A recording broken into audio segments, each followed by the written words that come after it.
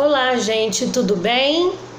Aqui quem fala é a professora Eugênia e para retomar nossa aula de ciência aí na turma do 4º ano, né? Até semana retrasada, né, nós estávamos falando sobre a cadeia alimentar. Pois bem, então, a cadeia alimentar é algo muito importante na vida dos seres vivos. Nós fazemos parte da cadeia alimentar, porque nós precisamos de ter esse alimento e esses seres vivos também. Então lá nós encontramos os produtores, que são aqueles que produzem o seu próprio alimento. Como, professora, eles produzem o seu próprio alimento? Através da fotossíntese que as plantas fazem, né?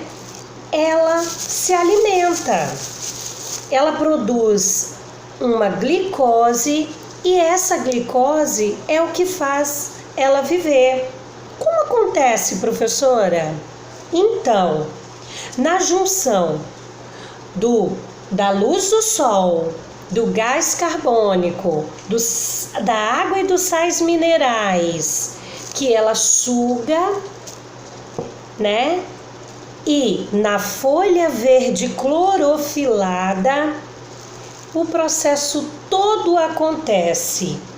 Então a gente pergunta assim: nossa, professora, então quer dizer que essa folha clorofilada é importante no processo de alimentação da folha, da planta? Sim, a folha clorofilada, ela é muito importante porque é lá que vai acontecer todo o processo de alimentação da planta. Então aqui nós temos um produtor, né? Um ser vivo produtor, que é até a plantinha que minha mãe me deu, né? E aí, só para vocês entenderem um pouquinho, faz de conta que essa plantinha é uma planta aquática.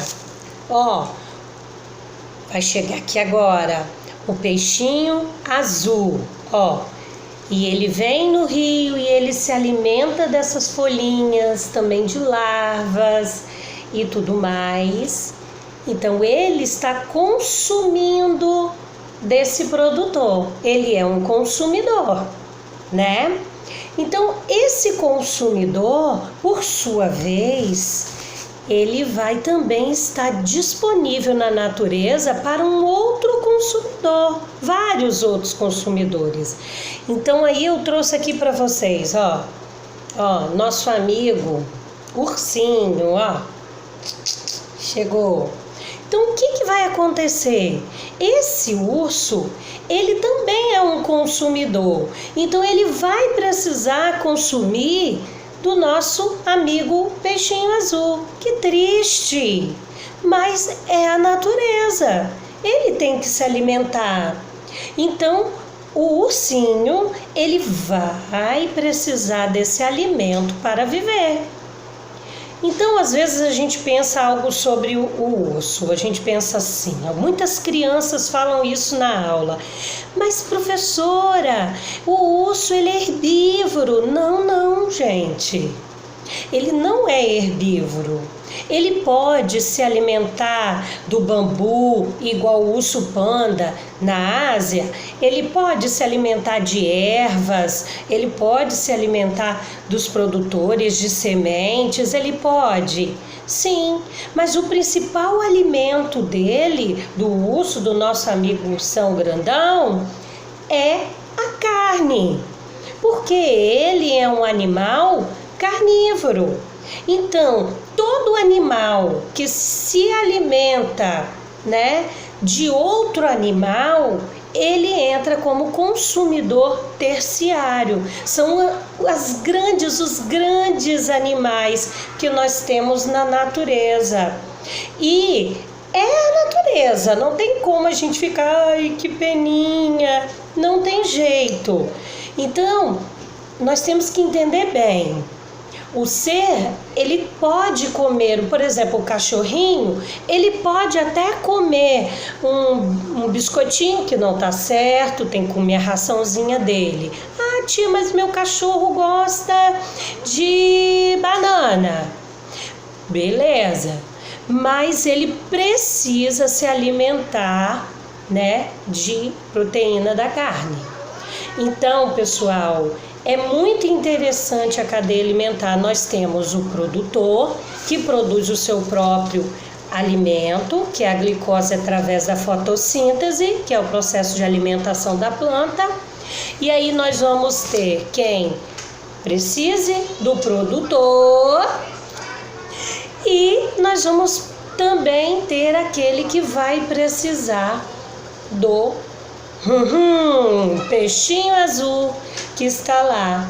Então, nisso nós temos o consumidor primário, nós temos o consumidor secundário e terciário. O terciário vai sempre se alimentar de outra carne, de outro ser vivo. E no setor primário pode ser os insetinhos, pode ser animais como, por exemplo, o gafanhoto, que vai se alimentar da plantinha, né? E nunca vai comer carne, porque ele é um herbívoro, né? E já o secundário não. O secundário pode ser, no caso do peixinho que come a planta, como também ele pode comer as larvas. Então, seria o setor secundário. E o terciário não. Ele pode até comer uma plantinha, mas ele tem exclusividade lá no prato principal, que é a carne, né? Quem gosta de carne aí, né? E aí, gente, a importância do equilíbrio no meio ambiente é muito sério, porque é preciso ter um equilíbrio de quem come o quê, qual o alimento principal da espécie tal, porque se faltar esse alimento, muitas vezes vai causar um desequilíbrio. Se não tem o predador daquela espécie, o que vai acontecer? Vai acontecer uma superpopulação daquela espécie e vai acontecer um desequilíbrio. Igual um tempo atrás, quando tinha um monte de gafanhoto em todas as paredes no nosso bairro, em outros bairros, em vários lugares. E aí a gente ficou procurando os pombos, os pássaros, cadê eles? Não tinha para comer, vocês lembram disso? Tinham poucos, não davam conta. Então aconteceu algum tipo de desequilíbrio que nós ficamos muito pensativos.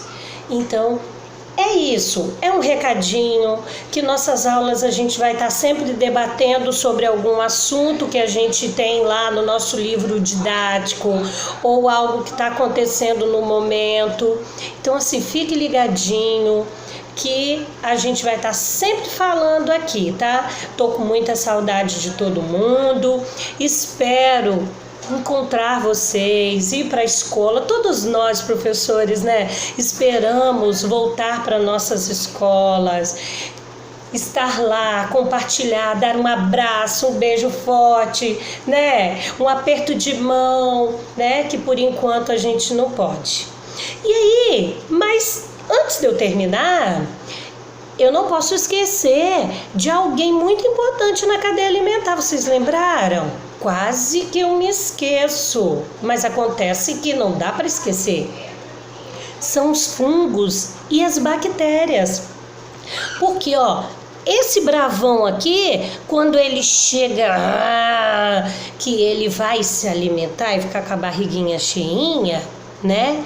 Quando passa um tempo, se ninguém matar, né? Se ele continuar na natureza, uma hora ele vai morrer, que é o normal. E o que vai acontecer com o corpinho dele?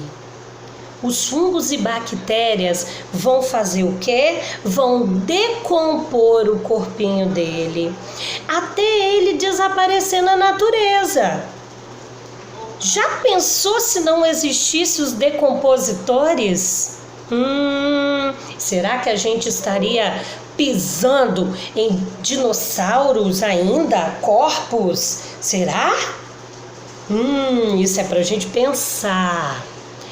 essa é a importância. Os fungos e bactérias, eles funcionam como faxineiros da terra.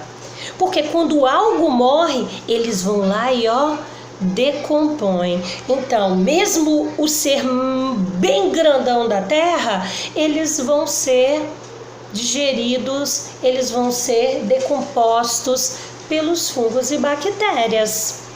Viu?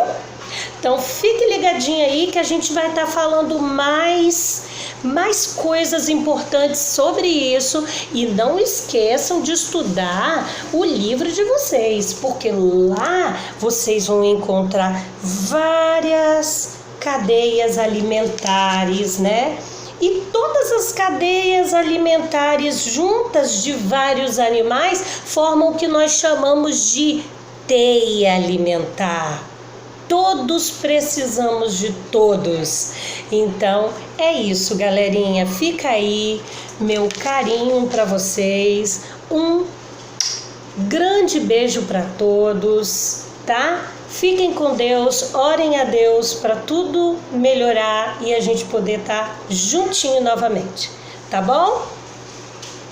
Fica com Deus, tá bom? Um beijo grande no coração.